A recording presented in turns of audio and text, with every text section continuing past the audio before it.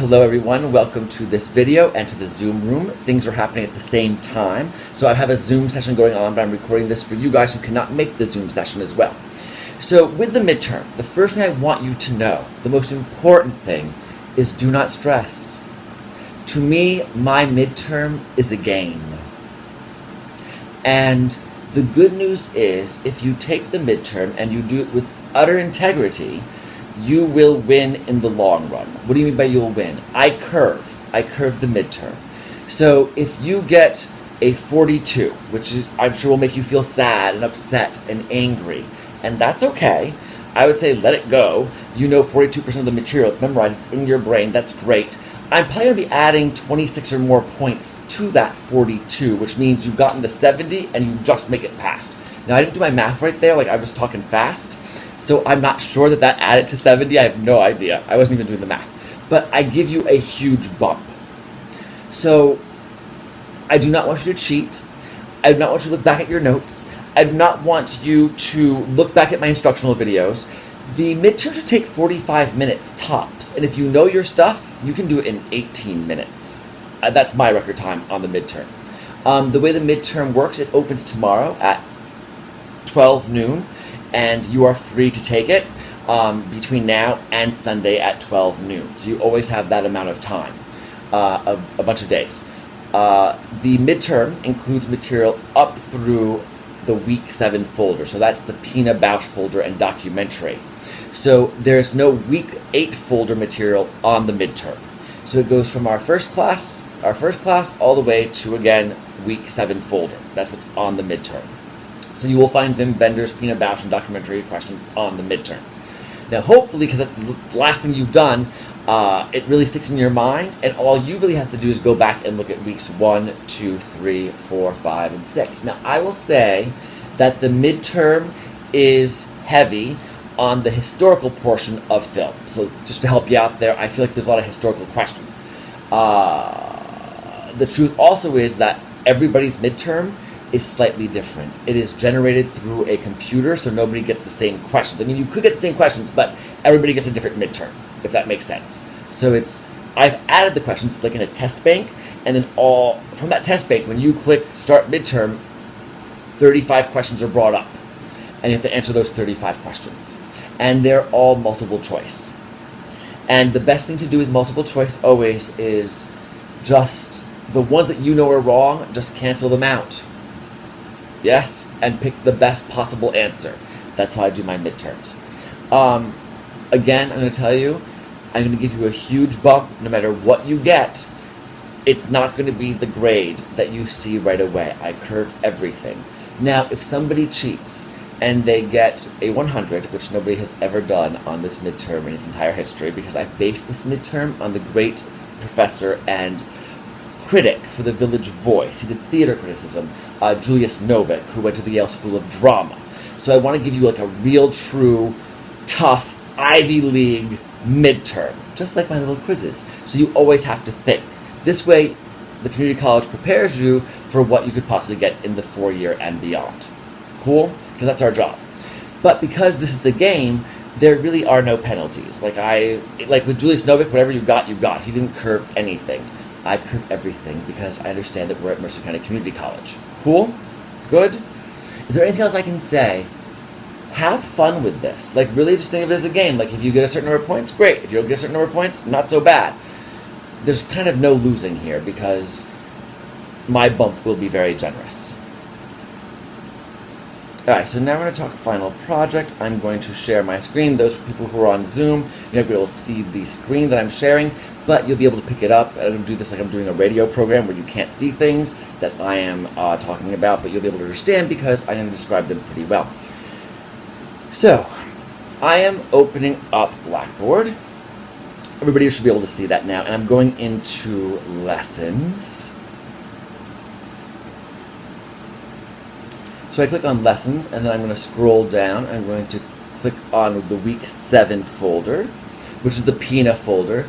And you'll notice that in the Week 7 folder at the very top, it says Final Project Overview, Summer Semester Students Only. So even if you were in the fall or spring, you would still be starting your final project and the week 13 folder in advance.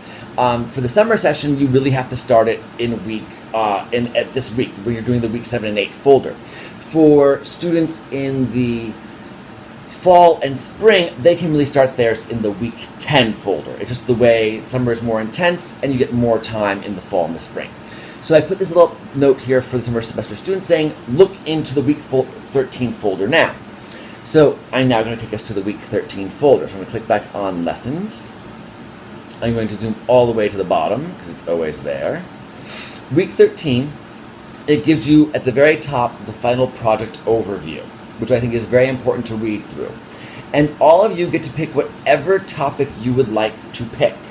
Yes? And you can do, so Graham Turner in his book covers semiotics, history, feminist theory, queer theory, film, ideology, psychology, and you're allowed to pick any one of those topics. But I want you to go deeper than Graham Turner or I went in our teaching to you. Him through his book, me through my videos, and this time together. So we just touched the surface of, let's say, African American studies in film.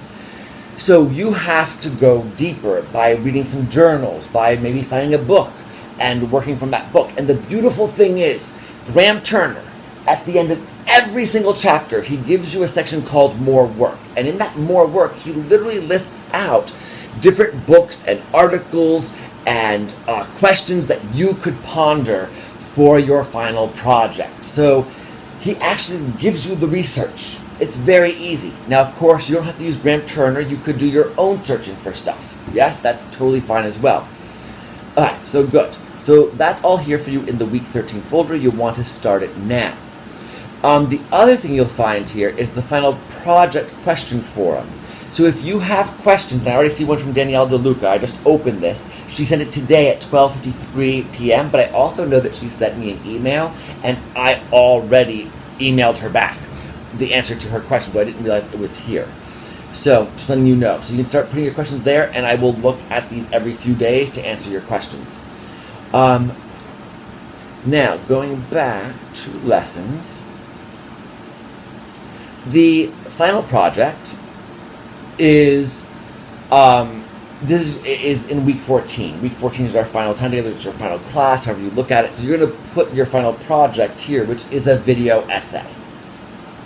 And with your video essay, basically what you're doing is you are recreating one of my instructional videos, but with your style, with your ideas. So you have been being prepared for this final project since the very first class. I want you to make your own instructional video or in the reel on the film An American in Paris. It's a musical, yes? Now, people of color, people who are queer, people who are Latin, people who are mixed gender, we are not represented in the film An American in Paris, and yet we are. Our absence speaks volumes. And if we think about George Gershwin and the music that he's using for An American in Paris, it comes from jazz. So there is a appreciation by Gershwin of black music, and he uses that in his compositions for An American in Paris. So there actually is something going on there. And if you really do your research, you'll find out that this period, after World War II, a lot of African American or black people fled the United States and went to Paris because Paris was more accepting, more open, and they had a whole love for black culture at that point. So where are they in American in Paris? So even though you're not represented in the film, you are still represented. To say black, you always get white. To say white, you now get Latin and Asian, all kinds of things. Just because something's not talked about doesn't mean it's not there. Is that clear to everyone? Does that make sense as an idea?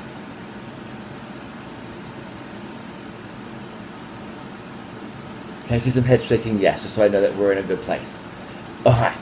The other thing I want to... Something has disappeared again, but I will get it back for you. I've actually... a student emailed me couple semesters back about how can I get an A on my final project. And we had an email exchange that went on for about 8 emails. And the emails were so good and so clear by the end, both the student and I felt really good. And so I asked him permission to publish our email conversation so that everybody who took cinema will have the benefit of that discussion. And it literally tells you how to do your project and how to get an A.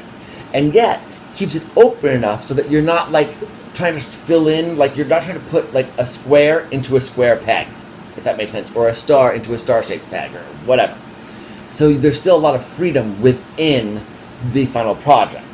But I think our dialogue will be very conducive to all of you. Now, the killer to me is, it looks like it disappeared. It shouldn't have disappeared, and I'm just going to double check to see if it is in the final product. No, it's not. So I will get it back, because I have kept a copy of it. So I will have that back up 5 minutes after I'm done with this Zoom session, because I think it's a really important back and forth, and it will answer any and every question you have. I would like just a little bit of editing in your video essay. It gets kind of boring to watch somebody just talking for 15 minutes about a film. To have like a little bit of editing in there, like showing some clips from the film, An American in Paris, is a good idea. And I'm going to tell you, you want to be guerrilla. So have An American in Paris up on a screen and go ahead and record the clips you want with your phone.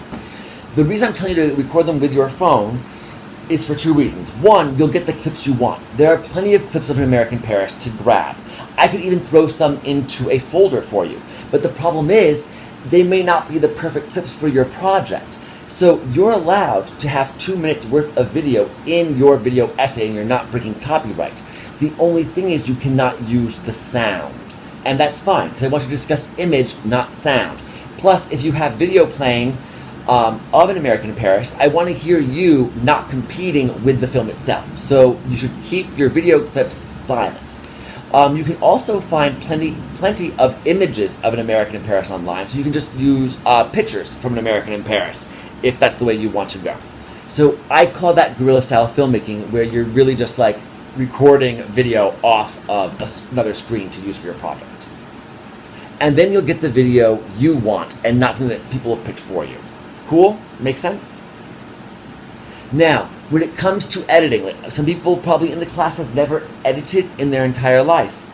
I really love Pinnacle Studio, but iMovie Works. There's all kinds of free video editing software and apps. And so you can just bring clips together with ease. It's so simple. There are a plethora of YouTube videos on every single possible editing software. I will tell you, you probably don't even have to buy anything to make a little bit of video editing. Yes? There's lots of easy programs and apps out there. Any questions at all about the final project? Everyone feels good. I guess in terms of the number of students who can do the same topic, that stays at 2, right? No, I'm going to change that. It's too hard to orchestrate. Like I thought, I'm actually going to go back and change that now. I think it's too hard to orchestrate that because there's 19 of you, and first come, first serve basis. What if someone starts their research in advance? So it doesn't matter. Just, I'm hoping that not everyone does like film audiences. Make sense? Perfect. Perfect. Yeah, I'm going to change that up because I feel like it's a bad idea. I agree. Cool. It was hard enough to like use everybody who wrote me to get you all into like a schedule that worked for everybody possible that wrote me. Is not easy. So trying to do that for the final project, let's forget that. Pick what topic you like. It's all you. It's your choice. If I have to watch 19 film audience video essays, I guess that's what I'm gonna have to do because you have to watch them too. So just think about that, just so you know. The most popular ones, by the way, I say film audience. Film audience is probably the most popular one, and then feminist are the 2 most popular topics that people choose. So I will say this to you. How many of you like fresh? Like something that's fresh and new and exciting? Raise your hand. Yeah. So most of us and some of us doing this, and some people like the comfort of an old kind of thing over and over again. If everybody does, let's say, feminist theory and film, The people at the top that I watch are going to get the better grade. Why? Because I'm starting to get bored.